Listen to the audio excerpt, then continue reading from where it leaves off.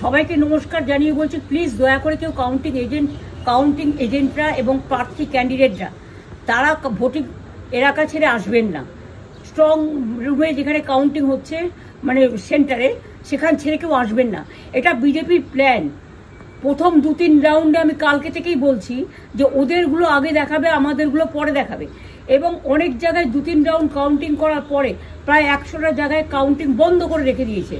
এবং কল্যাণীতে ধরা পড়েছে 7টা মেশিন, যেখানে কোনো মিল নেই। এটা টোটাল ফোর্সফুলি সেন্ট্রাল ফোর্সকে দিয়ে চারিদিকে তৃণমূল কংগ্রেসের উপর অত্যাচার করছে, অফিস ভাঙছে, জোর করে দখল করছে। এসআইআর নামে আপনারা দেখেছেন ভোট লুট করেছে যাতে যে সিটগুলো জিততে পারে। কিন্তু এখনও এমন 70টা সিট আছে, 100টা সিট আছে যেগুলো আমরা এগিয়ে আছি, সেগুলো বলছে না। টোটালটাই মিথ্যে নিউজ খাওয়াচ্ছে। আগে ডিআইসিও এই খবরগুলো দিত, কিন্তু তাকে কালকে চেঞ্জ করে দেওয়া হয়েছে।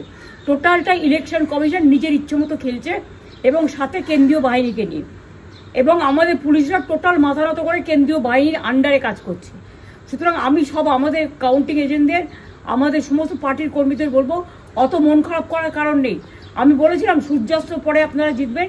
3 রাউন্ড 4 রাউন্ড কাউন্ট হলেও এটা 14 রাউন্ড থেকে 18 রাউন্ড কাউন্ট হয়, তখন আপনারা জিতবেন। Wait and see, watch. আমরা সবাই আপনাদের সাথে আছি, আপনারা কেউ ভয় পাবেন না, নিশ্চিন্তে থাকুন। আমরা বাঘের বাচ্চার মতো লড়াই করে যাব।